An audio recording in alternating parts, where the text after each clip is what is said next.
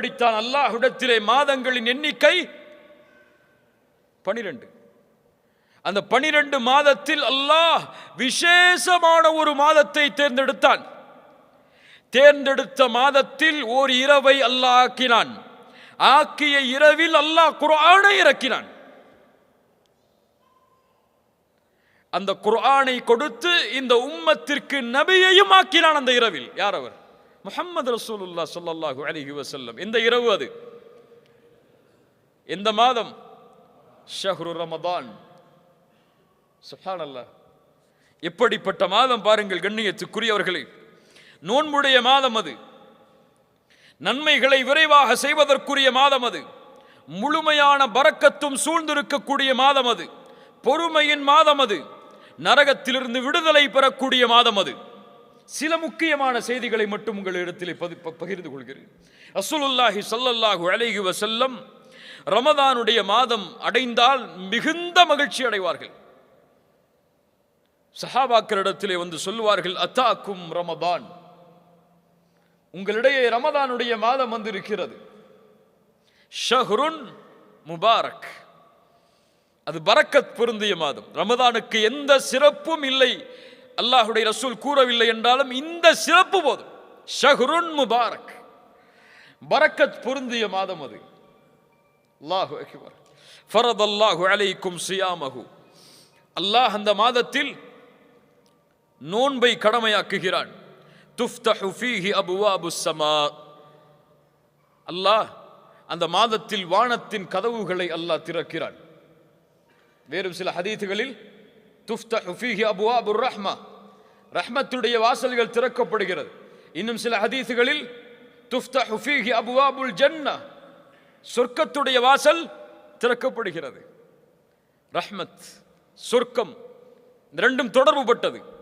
ஹதீஸ் கலையில் குர்ஆனுடைய வசனங்களில் ரஹ்மத் என்ற வார்த்தை சொர்க்கத்திற்காகவும் பயன்படுத்தப்படும். பல ஆதாரங்கள் இருக்கிறது அதற்கு. ஏன் ரஹ்மத்திற்கும் சொர்க்கத்திற்கும் தொடர்புண்டு? ஏன் தொடர்புண்டு? ஏன் தொடர்புண்டு?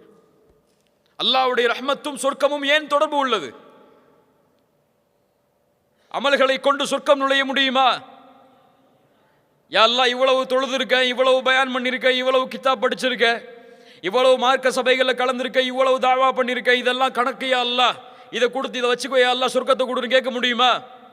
ரசூலுல்லாஹி ஸல்லல்லாஹு அலைஹி வஸல்லம் சஹாபாக்களை பார்த்து சொன்னார்கள், உங்களில் யாரும் உங்களின் அமல்களை கொண்டு சொர்க்கம் நுழைய முடியாது. சஹாபாக்கள் கேட்டார்கள், யா ரசூலுல்லாஹ் நீங்க? ரசூலுல்லாஹி ஸல்லல்லாஹு அலைஹி வஸல்லம் சொன்னார்கள், ஆம், நானும் தான், என்னையும் அல்லாஹ் அவனுடைய அருளால் சூழவில்லை என்றால். அல்லாஹ்வுடைய ரஹ்மத்தோடு தான் சொர்க்கம் நுழைய முடியும். நம்ம செஞ்ச பாவம், நம்ம செஞ்ச நன்மை எல்லாம் நமக்கு எந்த பலனையும் கொடுக்காது, அல்லாஹ் அந்த நன்மையின் மீது அருள் செய்யவில்லை என்றால். அதான் சொர்க்கமும் அந்த ரஹ்மத்தும் தொடர்பு பட்டது. இது இருந்தால் தான் அங்கே போக முடியும். இது இல்லாமல் எதை கொண்டும் அங்கே நுழைய முடியாது. நரகத்துடைய வாசல் அடைக்கப்படுகிறது.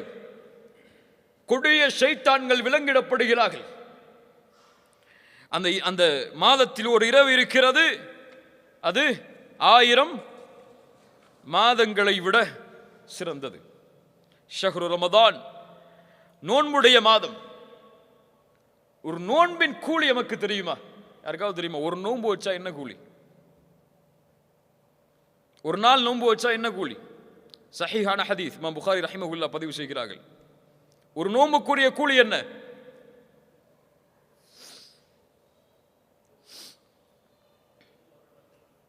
மன் ஸாம யௌமன் ஃபீ ஸபீலில்லாஹ் பஅதல்லாஹு வஜ்ஹஹு அனின் நாரி 70 கரீஃபா. அல்லாஹு அக்பர். நோன்பின் கண்ணியத்தை உணருங்கள். நோன்பை அடைவதற்கு முன்னால் யார் அல்லாஹுடைய பாதையில் ஒரு நாள் நோன்பு வைக்கிறாரோ அவருடைய முகத்தை அல்லாஹ் 70 ஆண்டுகள் நரகத்திலிருந்து தூரமாக்குகிறான். சுப்ஹானல்லாஹ். எப்படிப்பட்ட மாதம்! 30 நாட்கள் அல்லது 29 நாட்கள் முழுவதும் இந்த நன்மையை சுமந்த மாதம்.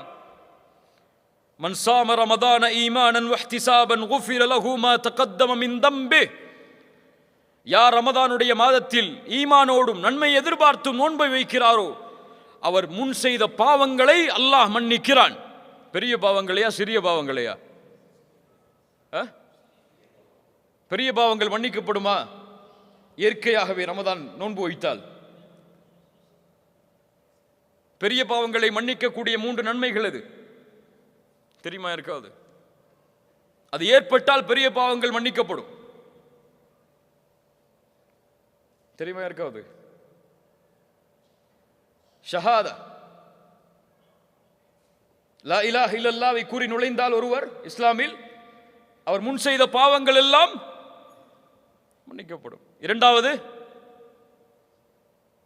ஹஜ்.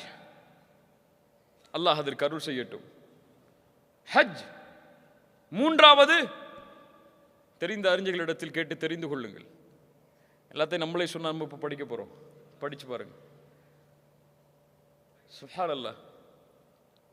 கண்ணியத்துக்குரியவர்களே, அல்லாஹ்வுடைய தூதர் ஸல்லல்லாஹு அலைஹி வஸல்லம் சொன்னார்கள், இந்த ரமதானுடைய மாதம் துவங்கினால் அழைக்கப்படும் யா பாகியல் கைரி அக்பில் வ யா பாகிய ஷர்ரி அக்ஸிர்.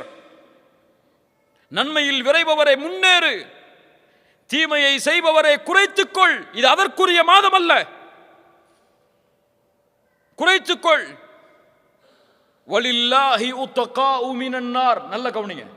வலில்லாஹி உத்தகாஉ மினன் நார் வதாலிக ஃபீ குல்லி லைலா. அல்லாஹு அக்பர். என்ன நற்செய்தி! இந்த ரமதானுடைய மாதத்தில் ஒவ்வொரு இரவும் நரகத்திலிருந்து அல்லாஹ் மனிதர்களை விடுதலை செய்கிறான். எந்த இரவெல்லாம்? கடைசி 10 இரவு மட்டுமல்ல, 23, 25, 27, 29 ஒற்றைப்படை இரவுகள் மட்டுமல்ல, ரமதானுடைய ஒவ்வொரு இரவிலும் நரகத்திலிருந்து அல்லாஹ் மனிதர்களை விடுதலை செய்கிறான். கண்ணியத்துக்குரியவர்களே, இப்படி கண்ணியத்தோடு எதிர்பார்க்கப்பட வேண்டிய மாதம், எம் வாழ்வை அல்லாஹ் அதுவரை நீட்டிக் கொடுக்க வேண்டும் என்பதை எண்ணத்தோடு வாழ வேண்டிய நாம், அது வா வரும் அது வா போகுங்கிற எண்ணத்தில் உட்கார்ந்துருக்கோம். ரமதான் வருதுன்னு சொல்லி யாருக்காவது மகிழ்ச்சி இருக்கா? கொஞ்சம் உள்ளத்தை தொட்டு சொல்லுங்க. ரமதான் வருதுன்னு ரொம்ப சந்தோஷமா இருக்கு எனக்கு. எதுல சந்தோஷப்படுவோம்? நல்ல ஓய்வு கிடைக்கும், ஆஃபீஸ் டைம் குறைஞ்சிரும், அதிகமான லீவு கிடைக்கும். இப்படிதானே? நன்மையை அடையப் போகிறோம், நன்மையில் முன்னேறப் போகிறோம், நரக விடுதலையை அடையப் போகிறோம், அல்லாஹ்வுடைய அருள் கிடைக்கக்கூடிய மாதம் எமக்கு முன்னால் வருகிறது என்ற ஒரு எண்ணம் யாருக்காவது இருக்கா? இவர்கள் யார் தெரியுமா? ரமதானுடைய பிறையை பார்த்தால் அழுவார்கள். என்ன அழுகை அது? மகிழ்ச்சியின் அழுகை. ஆஹா, இப்படி ஒரு மாதம் வந்துவிட்டதே என்ற ஒரு கண்ணீர் அவர்களுடைய கண்களில் பீரிட்டு ஓடும். நம்ம அப்பதான் ஷாப்பிங் கணக்கு போடுவோம். ரமதான் சென்றால் கவலையில் வாடுவார்கள். அடுத்த ரமதானை அடைவதற்கு அல்லாஹ் எனக்கு வாய்ப்பை அளிப்பானா என்று. கண்ணியத்துக்குரியவர்களே, ரமதானை அடைவது பாக்கியம், ரமதானை அடைவது கண்ணியம், ரமதானை அடைவது அல்லாஹ்வின் அருள். யார் அதை பாதுகாத்தார்களோ அவர்கள் பாதுகாக்கப்படுவார்கள். யார் வீணடித்தார்களோ அல்லாஹ் அவர்களை பாதுகாக்கட்டும், அவர்கள் வீணடிக்கப்படுவார்கள். யார் அல்லாஹ்வின் அத்தாட்சிகளை கண்ணியப்படுத்தவில்லையோ அவர்கள் தக்குவாவுடைய உள்ளத்தை சுமந்தவர்களாக மாற முடியாது. ரமதான் இபாதத்திற்காகவே ஒதுக்கப்பட வேண்டிய மாதம். இன்னைக்கு தூக்கத்துக்காக தான் ரமதான் நமக்கு. இல்ல மாஷா அல்லாஹ், அல்லாஹ் பாதுகாத்தவர்களை தவிர. நம்முடைய ரமதான்ல அந்த டைம் டேபிள் கொஞ்சம் போட்டு பாருங்களேன், எல்லாரும் போட்டு பாருங்களேன். சஹர்ல எழுந்திருப்போம், சஹர் கடைசி நேரத்தில் எழுந்திருக்கிற சுண்ணாவும் சொல்லிட்டு கடைசி நேரத்தில் எழுந்திருப்போம். எழுந்து சஹர்ல என்ன செய்வோம்? முஃமின்கள் என்ன செய்வாங்க? சஹர்ல என்ன செய்வாங்க? அபில் அஸ்ஹாரிஹும் யஸ்தக்ஃபிரூன், பாவ மன்னிப்பை தேடுவார்கள் சஹருடைய நேரத்தில். நம்ம சஹர்ல டிவி பார்த்துட்டு உட்கார்ந்துருப்போம், கேள்வி பதில் நிகழ்ச்சி, வினாடி வினா. அல்லாஹ் அக்பர். அல்லாஹ் இந்த சமூகத்தை சீர்படுத்துவானாக. ரமதானுடைய சஹர் பாவ மன்னிப்பிற்காக எந்த நேரம் எதற்காக ஒதுக்கப்பட வேண்டுமோ அந்த நேரத்தை முஃமின் அதற்காக ஒதுக்க வேண்டும். தொழுகை அதற்குரிய நேரம், சஹர் இதற்கான நேரம். அதுக்கப்புறம் ஃபஜ்ருக்கு அப்புறம் ஒரு தூக்கம் தூங்குவோம். எல்லாருக்கும் இருக்கக்கூடிய வழக்கம் அது.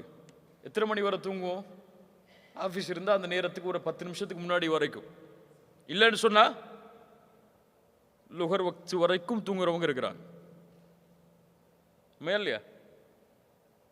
லுஹர்ல எழுந்திருப்போம், கொஞ்சம் குர்ஆன் ஓதுவோம், கொஞ்சம் அசதியா இருக்கும், மறுபடியும் தூங்குவோம். அசர் வக்து வரும், இஃப்தாருக்கு தயாராகி கிளம்பிடுவோம், இஃப்தார் திறந்துடும். அவ்வளவுதான் ரமதான். இது நோன்பா? இதற்காக கொடுக்கப்பட்ட மாதமா இது?